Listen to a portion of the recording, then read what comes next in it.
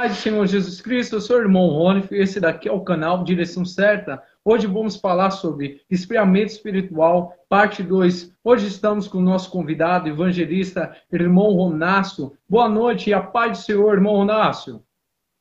Paz do Senhor, irmão Rony, e a todos os ouvintes do canal Direção Certa. Muito obrigado pelo convite. É uma honra participar e partilhar da palavra de Deus. E que todos nós possamos ser cheios e saciados da presença do Senhor. Amém? Amém, glória a Deus.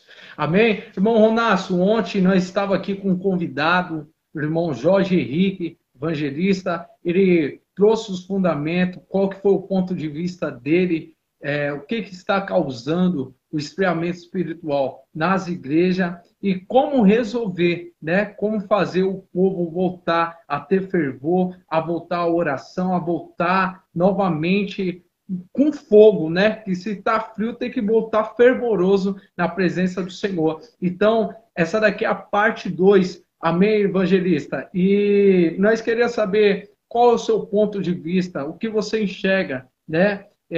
Qual que está sendo o defeito que está causando o esfriamento espiritual na igreja? Bom, primeiramente é importante elencar o fator principal, né, que tem causado o que eu costumo chamar de patologia, né, que é a doença da igreja moderna. O que seria isso? Observa-se que o normalismo tem tomado conta das igrejas e isso tem feito com que as igrejas tenham se esfriado espiritualmente, visto que as pessoas começam a olhar o pecado com outros olhos e muitas das vezes achando que já não é mais a mesma coisa de que era há 2.000 anos atrás, há 5.000 anos atrás e assim sucessivamente, querendo descaracterizar, seria até a palavra certa, descaracterizar o que é o pecado de fato, né? O que é condenado e abominável por Deus de fato. Vejamos, a Bíblia ela fala lá no livro, na Epístola aos Hebreus, né? No capítulo de número 13, verso 8, que Jesus ele é o mesmo ontem, hoje e será eternamente, né? Até a consumação dos séculos. Ou seja, o que era pecado ainda continua sendo pecado. Por isso que lá em Hebreus, salvo engano, no capítulo 12, verso de número 4, a Bíblia vai dizer que devemos seguir a paz com todos e a santificação, sem a qual ninguém verá o Senhor. Só que tem se tornado um grande problema. Por quê? Porque quando se fala em santificação e buscar a santidade de Deus, as pessoas interpretam a santificação como sendo um ato de julgar ao outro. Quando nós chamamos muitas das vezes as pessoas para santificação, as pessoas acham que nós estamos julgando-as e incitando em dizê-las que elas estão em pecado. E isso se tornou uma patologia, isso se tornou uma doença de fato. Ou seja, a igreja ela acha que nós não devemos ser julgados, a igreja ela se acha no direito de fazer o que quer sem querer arcar com as suas responsabilidades, né? E muitas das vezes eles acham que isso não é justificativa para a perca de salvação.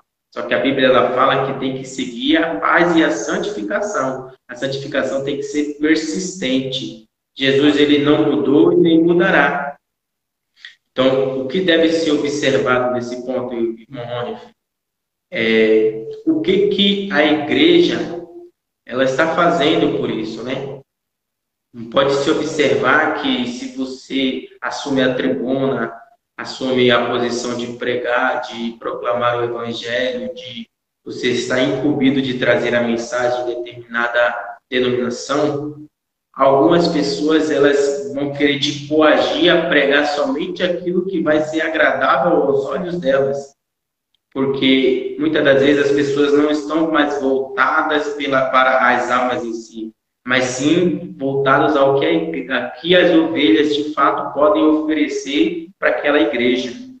Mas Jesus ele está preocupado com a nossa alma, porque o pecado ainda é pecado, o errado ainda é errado, o certo ainda é certo. Jesus ele ainda anseia por verdadeiros adoradores. E muitos têm confundido esse termo verdadeiro adorador. Muitos acham que por abrir a boca e adorar a Deus significa que está sendo um verdadeiro adorador, mas é um pensamento equivocado. Muitas das vezes a pessoa acha que falar o nome de Jesus já é ser um proclamador do Evangelho de Jesus, mas está sendo equivocado. Porque um verdadeiro adorador não é adorador circunstancial. Um verdadeiro adorador não é adorador de momento. Um verdadeiro adorador, ele adora na dificuldade, ele adora na bonança, ele adora na escassez, ele adora na fartura, ele adora na alegria, ele adora na tristeza. Um verdadeiro adorador, ele não é feito de oportunidades. Adorador, ele adora com microfone e sem microfone. Adorador, ele adora na tribuna ou na nave da igreja. Adorador, ele vai adorar em todo momento. Nos seus atos, ele vai adorar a Deus. No seu agir, ele vai adorar a Deus. No seu falar, ele vai adorar a Deus. No seu pensar, ele vai adorar a Deus. É isso que Jesus está falando. Os verdadeiros adoradores que adorem ao Pai em espírito e em verdade. O seu espírito tem que adorar a Deus. Os seus atos, que isso é a verdade, tem que adorar a Deus. Ou seja, nós adoramos a Deus no nosso andar, no nosso falar, no nosso vestir, no nosso se portar perante Deus e perante a sociedade. Porque em Hebreus vai dizer que nós estamos cercados de uma nuvem de testemunhas. E eles vão olhar, vão nos apontar, vão nos medir, porque nós somos a luz do mundo e o sal da terra. E a luz, ela tem que brilhar. E o sal, ele tem que dar gosto. Então, não adianta querer tirar a impunibilidade do pecado e dizer que isso é normal, porque isso tem causado um esfriamento drasticamente grande nas igrejas. Jovens, crianças, adultos, homens, mulheres, anciãos, líderes, mestres, doutores, têm se corrompido com isso. E, infelizmente, isso tem ocorrido. Mas o Senhor Jesus, ele está levantando ainda verdadeiros adoradores que proclamam o Evangelho genuíno. Verdadeiros adoradores que ainda levam o Evangelho genuíno na tábua do vosso coração. Louvado seja o Senhor. Então, se pararmos para observar o que está acontecendo com as igrejas, Espírito Santo da verdade, de fato, isso tem entristecido a Deus, porque as pessoas elas estão confundindo o sacrifício do Calvário. Elas estão achando que Jesus, ele já levou todo o pecado, que nós não somos mais condenados pelo pecado. As pessoas elas acham que o preço de Jesus foi suficiente para nos salvar, e não. Em Romanos capítulo 10, a Bíblia vai dizer que se com a boca confessardes e com o coração creres que Jesus Cristo ressuscitou dos mortos, então sereis salvos. Jesus ele vai dizer: vinde a mim todo que estás cansado e sobrecarregado, que eu vos aliviarei, porque o meu jugo é suave e o meu fardo é leve. Jesus ele vai dizer também: aquele que quiser vir após mim, renuncie a si mesmo, tome a sua cruz e siga-me. Louvado seja Deus. E muitas das vezes as pessoas têm esquecido da cruz que devemos carregar, da renúncia que devemos fazer, do desprendimento dos nossos desejos carnais que devemos fazer diariamente. O apóstolo Pedro vai dizer que o Satanás ele está ao nosso derredor, bramando como um leão, buscando a quem possa tragar. Está só procurando a oportunidade de nos derrubar. E isso tem causado um esfriamento espiritual gigantesco dentro das igrejas. Amém, meu irmão? Então, Ronácio, o esfriamento da igreja está sendo causado pela normalização do pecado. Estão normalizando o pecado, é isso daí?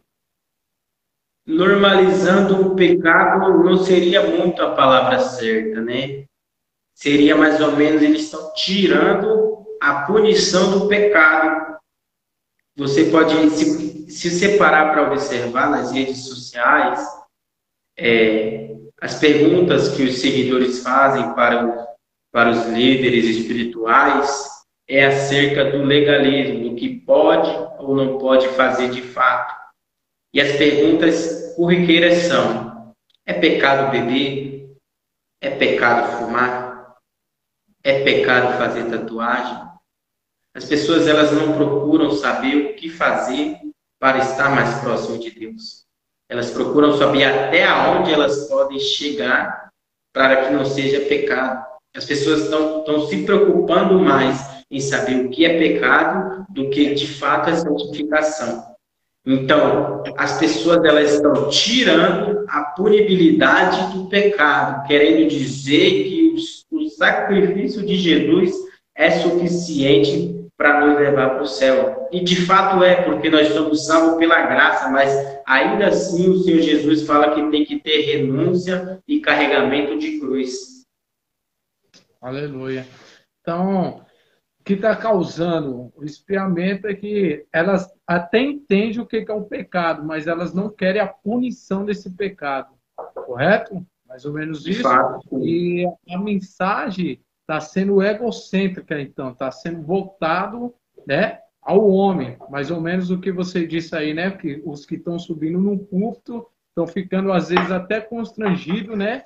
Em transmitir a palavra da verdade, a palavra que está nas Escrituras, para poder agradar o público. Oh, glória a Deus, que Deus conceda a graça para você, tá bom, irmão Ronácio?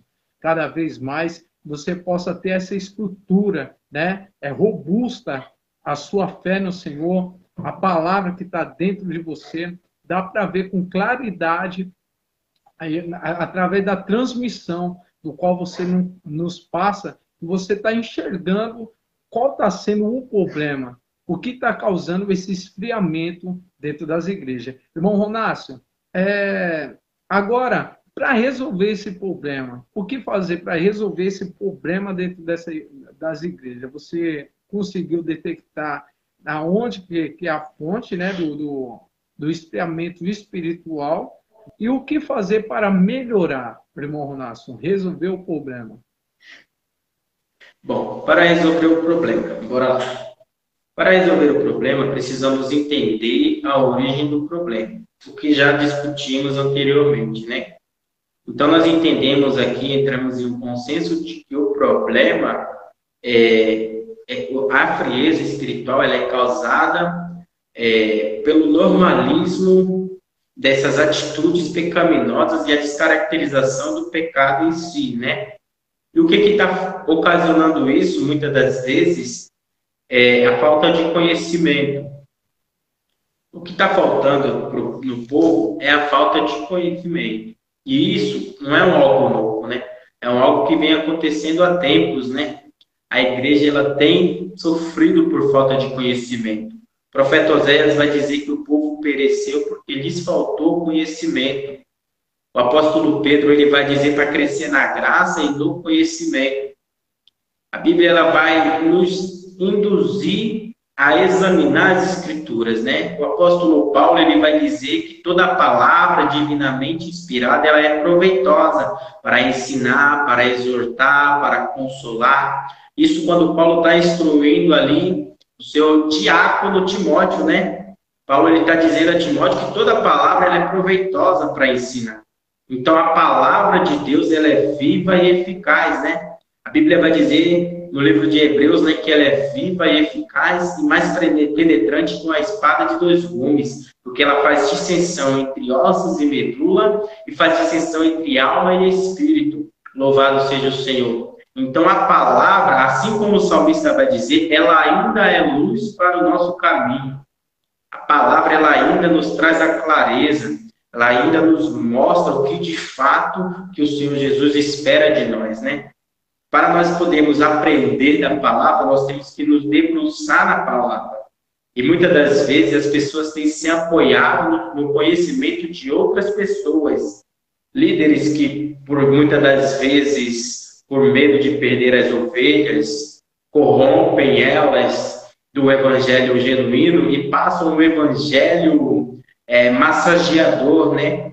As pessoas, os líderes, têm corrompido também, muitas das vezes, as ovelhas, ensinando falsos evangelhos, evangelhos podres, digamos assim. Um evangelho que não está na Bíblia. E para sanar este problema, é só palavra.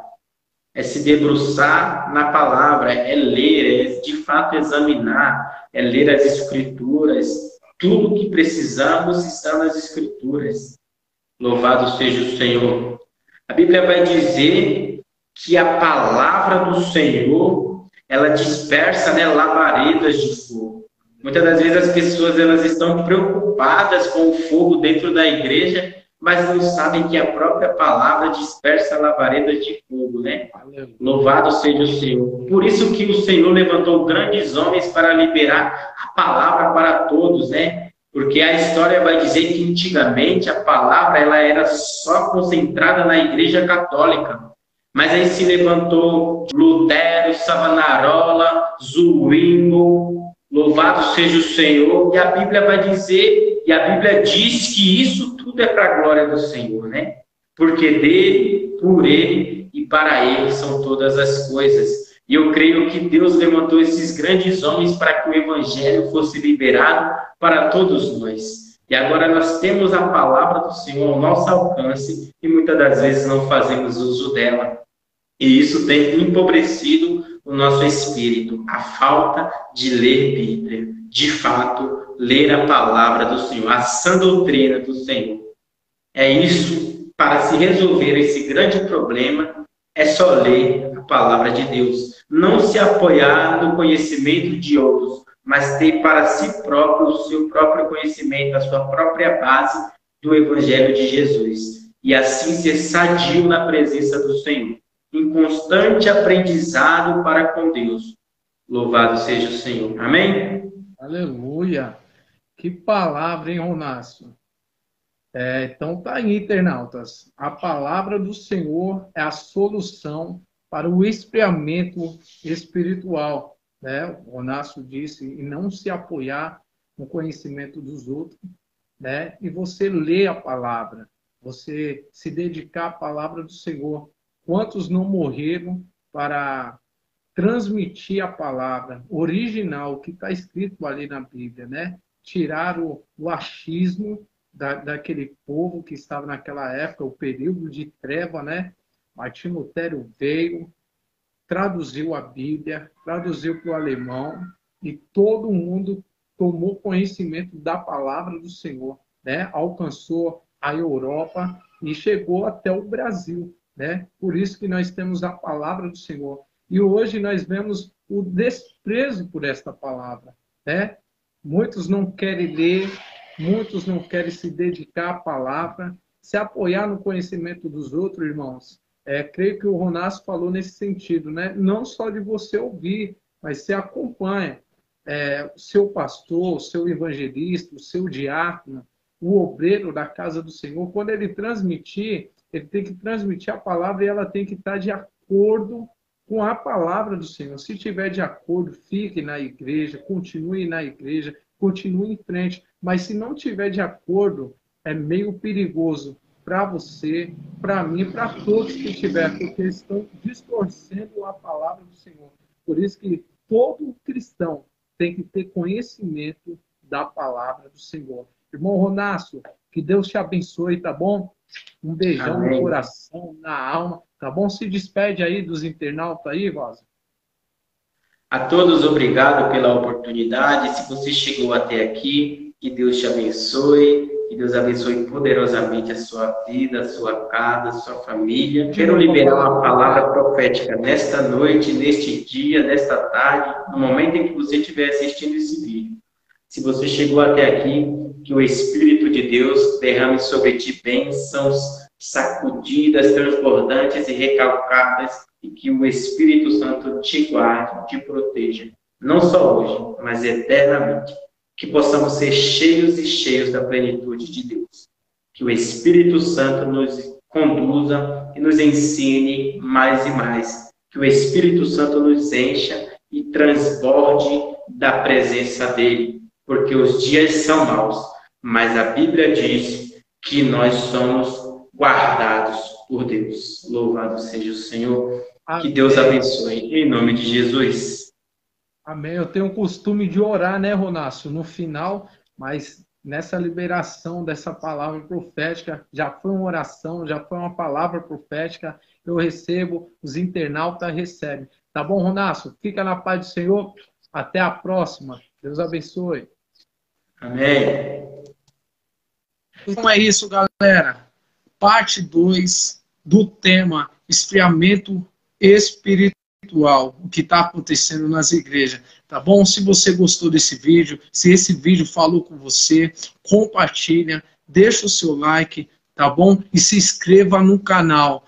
O nosso evangelista Ronácio transmitiu a palavra do Senhor e se tocou no seu coração, compartilhe esse vídeo com outros que estão fracos na fé e mostre para eles também qual que é a solução, para esse esfriamento espiritual. Eu sou o irmão Ronif, esse daqui é o canal Direção Certa. Fique na paz do Senhor.